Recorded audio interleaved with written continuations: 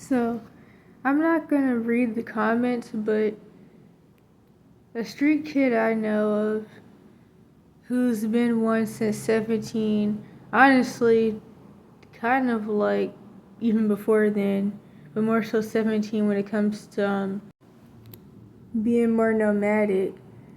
And I noticed that people are claiming she's an industry plant. And this is honestly really scary to me because it kind of reminds me of another situation where like people are talking about her getting a record deal. And the thing is, someone with the family trauma, the current situation, and even like I would say maybe the people pleasing or maybe desperateness to a certain extent, with the fact that of course in the West Coast scene especially, street kids are mostly going to be hanging around street parents that are chomos and hardcore drug addicts, or even people who aren't homeless who are hardcore drug addicts. So somebody who's like hanging around people like that and has all the different traumatic experiences, even in their current situation, and it not being ideal, is like the perfect target to be an industry plant. And as I always say, trauma-based mind control starts in the home anyways. People say the industry does this, but like all this stuff goes on down to an individual level every day, all day. But I don't want to go back into that rant because I was about to and bring up the whole YNW Melly thing again. But anyways, to a certain extent, I do feel like some of the comments are people that are really just suggesting this. Like almost kind of like how in BandLab or SoundCloud, maybe both of them, there was one point in time, probably still till this day, where like different people would come and make comments under people's posts and be like, do you want to join the Illuminati? And me personally, that was one of the first things I really used to research when I was a lot younger. But if you want to be honest, it's a bloodline, not some group that you can join. That's actually bullcrap. But you can always sell out, and you can always join the occult or become a Luciferian. And that's what these comments make me think of, and that's actually pretty risky. But it also goes into like how people have this idea of what homelessness is, especially in America. And it's so crazy because it still wasn't that long ago where there was actually documentaries made about homeless kids in America and how there are people that are 8 years old, 14 years old, etc. that are homeless. I mean, you have Soft White Underbelly now, and even though he's probably a reptilian, he's definitely in the Serpent Sea bloodline, and he is exploitative and a chomo. Still, if it wasn't for people like him, I mean, the stories that he's gotten out wouldn't be out. These people would just be tracked through the Cash for Kids system and the prison system and the homeless industrial complex, and nobody would even know they exist. Nobody would know their stories. Nobody would know their names. None of that. So, I mean, as mad as people are, you're not going to let people tell their stories. You're just going to call them kids in bad situations grown and bad, and you're going to call the older people addicts and lazy and stuff like that. So, I mean, at least their stories are out there. But still, Americans, due to pride, will act like the things that go on here don't. And it's like, the only thing that they really did when it comes to homeless youth was make worse laws around it. Which is a big part of why, well, honestly, a small part of why organizations like Children of the Night got shut down, which the traffickers shut that now down. Now it's like some global and funny Zoom, enough, the only person that would even fund that organization type was program Playboy. where like but I do know when I was at a tutor youth you in resource math center and in stuff. Cali, Children of the Night was mentioned to me. Yeah, but it's definitely no longer a shelter. The whole you're a federal minor till 26 and different laws like that were made, that actually made things worse for street kids because that just made it easier for cops to be able to just come kidnap you and lock you up and either send you back quote unquote home or charge you and lock you up in really any cash for kids system organization. And that's why in America you don't really see street kids like that. But I mean, if you're in foster care, you're homeless. If you're locked up somewhere, you're homeless. If you're in an unstable living situation, you're still homeless. So I mean, now it's just hidden homelessness. that's taken the win, but there's still plenty of homeless kids. You just have to spend so much time hiding because everybody bashes you and accuses you of stuff and blames you for stuff and calls you grown. And they can just call the cops on you, and like you're an easy target for cops because you're so easy for them to lock up. And also due to like homeless hate, cops know you're easy to lock up. So if they don't want homeless people in their town, they'll lock you up first. So I mean, yeah, the person's 20 now, but it still goes along with the point that another reason these accusations could come is that people have their own ideas of what homelessness is, even though as America/Babylon falls, the definition of homelessness, is changing pretty quickly.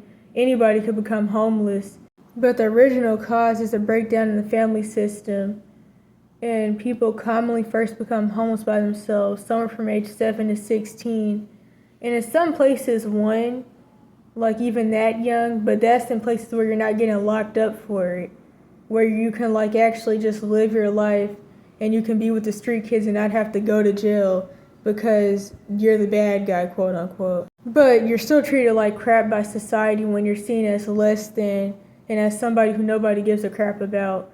But anyways, in the US, typically like a 1-year-old will be hidden homeless in like foster care, like being passed around to different relatives.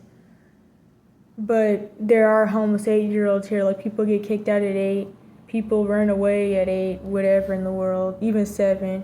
But it's just very low key, and it's really hard to actually get by as a street kid without being thrown in jail over and over again and charged or locked up wherever. And that's how people cover it up. But like the idea that like people become homeless as some lazy 30-year-old is just not true. Then another thing is that people expect for you to be dirty, on all types of substances, or quote unquote mentally ill, whatever that really even means.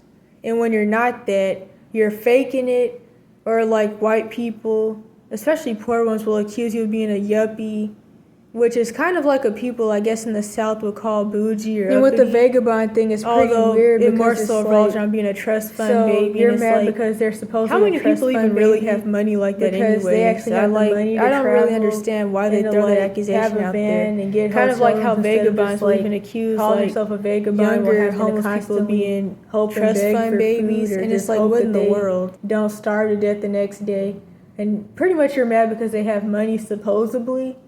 Like, I would feel like having a trust fund be the perfect situation to make you be able to be an actual vagabond or expat and not somebody who's just, like, homeless. Maybe by choice, but most likely because you really feel like you have no other option and you want to convince yourself you do.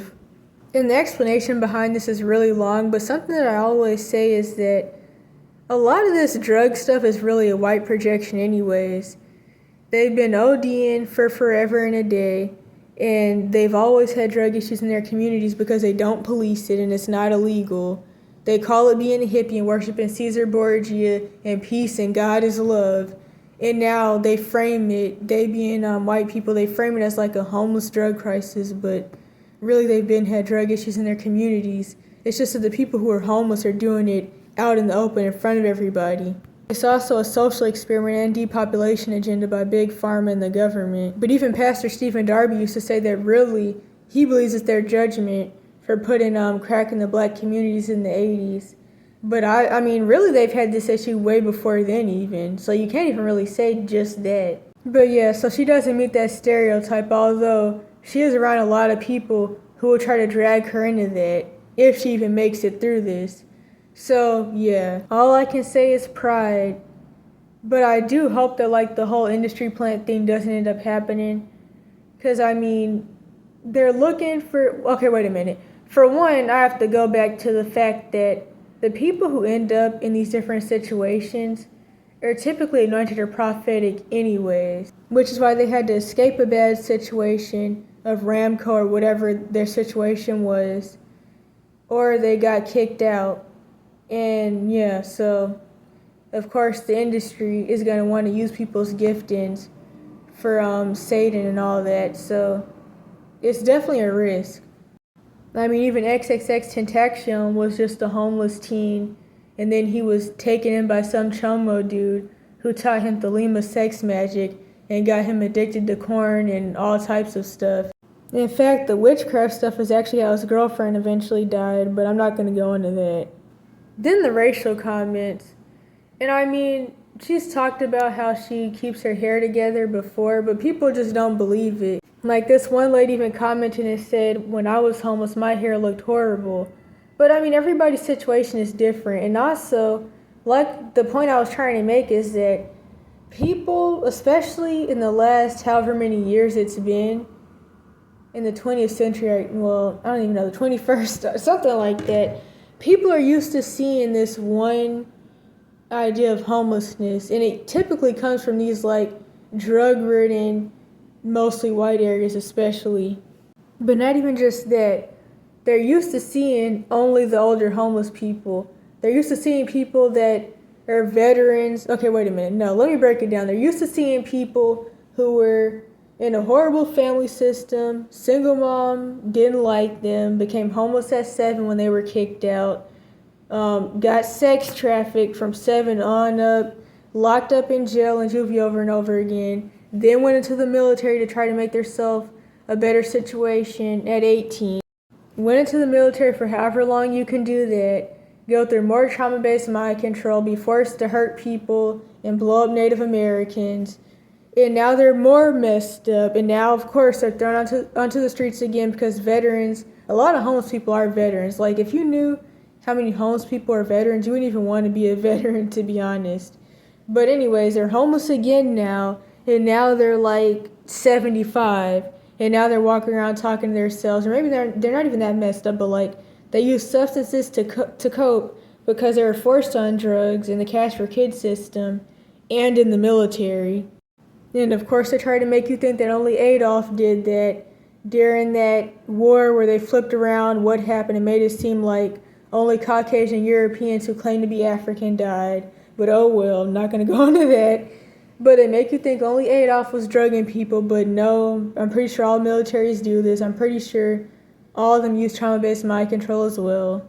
They scream in your face and make you apologize to trees if you make the what is it called? The command leader mad, whatever it's called. If you make them mad, they make you apologize to trees and grass for an hour.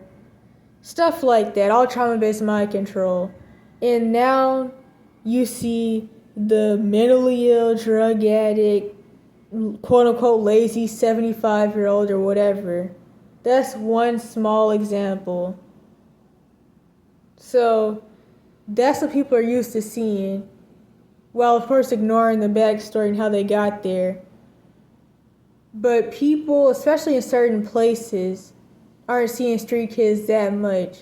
Well, on the West Coast and in New York, I noticed that, like, some of the foster kids had been on these different hardcore drugs since they were 8. So, I mean, they may still be teenagers or they may still be in their 20s, but they already blend in with, like, the older homeless people.